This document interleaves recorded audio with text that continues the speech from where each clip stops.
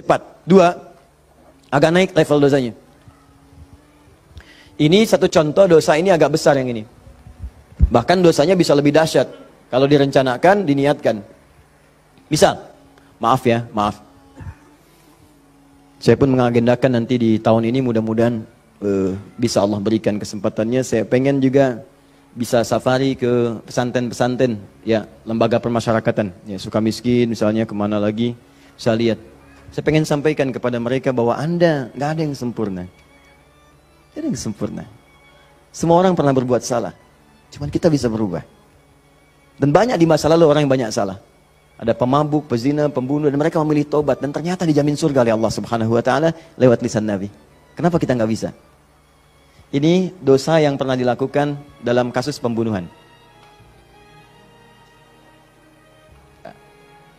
Kalau yang ini tidak sengaja, sifatnya tidak sengaja. Ini contoh, diperkenankan oleh Allah sebagai contoh. Kalau orang berbuat seperti itu, bagaimana cara baliknya? Kenal Nabi Musa? Kenal. Luar biasa, Nabi Adam kenal, Nabi Musa kenal. Jangan-jangan Firaun juga kenal. Ya Allah. Saya tuh kalau Firaun suka ingat suka bumi itu hubud dunia. Suka bumi hubud dunia, suka hubun bumi dunia. Saya tanya di panggung, ada yang kenal Firaun? Kenal. Masya Allah. Di sini masih agak mendingan lah Nabi Adam, Nabi Musa. Sana Firaun. Nabi Musa paham semua kisahnya. Secara singkat kemudian sedang beliau berpetualang. Secara singkat ya. Jalan menemukan dua orang berselisih. Berselisih sampai mau berantem. Dipisah sama Nabi Musa. Dipisah. Udah dipisah sama beliau, pisah, jangan begini, ini gak bagus. Dipisahin singkatnya. Saat dipisahin itu, ini belum ada pengangkatan sebagai nabi, ya. Saat dipisahkan itu, tiba kemudian, ternyata salah satu yang berselisih itu adalah dari kelompoknya, kampungnya lah, golongannya. Sama-sama tanah kusir misalnya gitu kan. Malah ngadu, Musa kamu gimana? Kamu kan teman saya, sekampung kita nih, ini merendahkan kita nih. Ayo keroyak bareng-bareng. Ini provokasi kata Musa, diluruskan oleh Musa. Diluruskan. Begitu diluruskan, masih ngotot, diberi pelajaran, tampar oleh Musa. Nabi Musa itu kekuatannya, teman-teman sekalian, setiap nabi itu punya kekuatan 10 kali laki-laki biasa. Dan Nabi Musa terkenal sebagai nabi juga yang paling kuat. Tampar, wafat. Nabi Musa. Alhamdulillah Nabi kita Nabi Muhammad. Ya, Nabi Musa juga baik, semua nabi baik, semua nabi baik. Ingat, jangan dipotong kalimat saya, nabi kita semuanya baik. Semua baik. Semua baik, semua baik, semuanya baik, semuanya baik. Baik, tampar wafat. Begitu ditampar, padahal Musa melakukan sesuatu yang benar dan gak ada niat memberi pelajaran aja niat. Niatnya memberi pelajaran, bagus, bang benar. Tapi begitu kemudian dia wafat, ada perasaan bersalah. Apa doanya kemudian pada saat itu diabadikan dalam Al-Quran? Rabbi inni zalamtu nafsi faghfirli. Yang indah fataba alaihi. Rabbi inni zalamtu nafsi, ya Allah aku salah, zalim saya. Padahal nggak diniatin loh Pak Bu, nggak diniatin, cuman kejadian gitu kan. Dan itu belum ada pengangkatan sebagai nabi, belum. Nanti diangkatnya setelah bertemu nanti kisah yang lainnya. Di secara singkatnya terjadilah peristiwa itu, lalu turunlah kemudian diabadikan doanya dalam Al-Quran. Rabbi inni zalamtu nafsi. Jadi kalau ada di antara kita, misal pernah berbuat siapapun, tingkat kesalahannya sampai ke sini, nggak sengaja, atau pernah berbuat yang serupa, cepat taubat. Karena kalimatnya sudah turun. Nanti kalau sampai hari kiamat gak taubat, lebih berat lagi. Coba mau berkata apa di hadapan Allah Subhanahu wa Ta'ala? Hei, aku kan dah turunkan kalimat di bumi supaya kamu taubat. Kamu kan pernah bunuh orang kan? Tanggal sekian, jam sekian, kamu kejar-kejar, kamu tembak, kamu bom, kamu bunuh, kamu tusuk, kamu pukul, kamu macam-macam kan? Ada semua rekamannya terbuka. Aku turunkan kalimat taubat lengkap dengan kisah tuntunannya. Kenapa kamu gak taubat? Mau jawab apa? Allah sudah kasih cara pulang tapi nggak digunakan. Allah nggak salah kan di situ. Diturunkan kalimatnya dan bahkan dijamin fataba alaih, diampuni oleh Allah. Ayo balik lagi. Makanya 2000 tahun setelah Nabi Musa, lahir Nabi Muhammad SAW. Itu diantara sahabat-sahabat yang jadi sahabat terbaiknya. Kan dulu banyak yang hobinya juga begitu, jahiliyah. Ada yang hobinya berkelahi. Kenal Umar bin Khattab? Umar bin Khattab radhiyallahu ta'ala anhu luar biasa, tegas, kekar, wah senang duel sebelum masuk Islam. Siapa yang berani dengan saya? Ayo naik ke bukit itu, Jabal Qubais ditunjuk, bukit paling favorit. Naik ke sana, yang sekarang ada istana raja di situ. Ya di samping Zam-Zam itu. Naik. Sebelum berduel dengan saya, pamit dulu pada ibu yang telah melahirkannya. Karena dia akan pulang tanpa nama. Umar, Allahu Akbar. Apa yang terjadi? Masuk Islam, halus. Toha, tersentuh, masuk Islam. Lalu kasarnya berubah menjadi tegas. Dipakai melindungi Nabi SAW. Dipakai menegakkan syariat dengan baik. Kehalusannya muncul. Sampai datang, tengok orang jadi khalifah, perhatikan orang. Luar biasa. Tegasnya muncul. Ya, waktu Abdullah bin Ubay bin Salul itu, seorang munafik, kalau sholat di belakang Nabi, saf paling depan. Tapi begitu bubar, provokator paling pertama Abdullah bin Ubay bin Salul. Begitu keluar, Muhammad nih SAW. Mecah belah kita aja. Datang ke sini pengen jadi pemimpin. Dia punya masjid sini, kita bikin masjid yang lain. Bikin dirar. Selalu dipecah. Orang dah siap-siap perang Uhud, di pertengahan jalan, diprovokasi. Balik aja balik. Pasukan musuh lebih kuat. Ayo balik-balik. Sepertiga berputar desersi. Anda bayangkan. Tapi apakah Nabi langsung menghukumi? Tidak. Nabi kenapa nggak dihukumi? Umar, gregetan saya. Ya. Kata Nabi, kan belum jelas kelihatan nampaknya.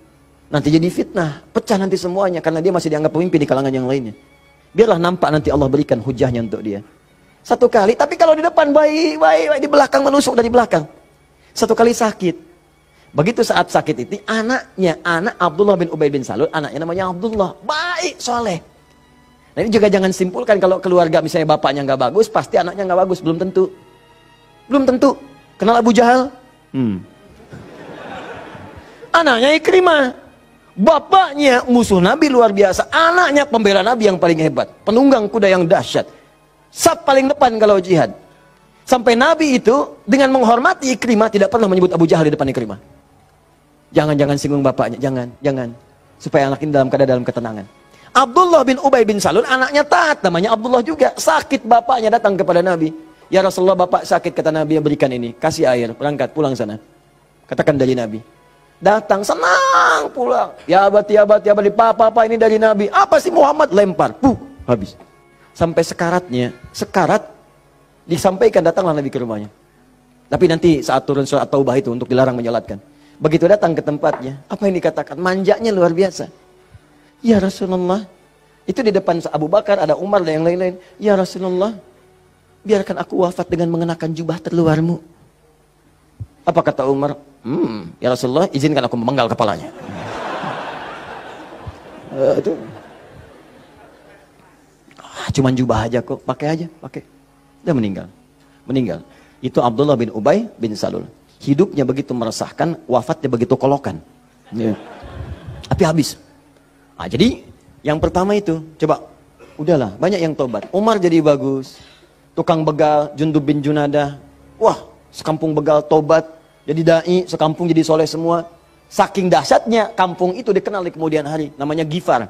Sampai dikenal dengan Abu Dzar al-Ghifari. Sampai Al-Imam An-Nawawi mengutip hadisnya. Di Al-Arba'in itu nomor hadis 18. Ya, Jundub bin Junadah.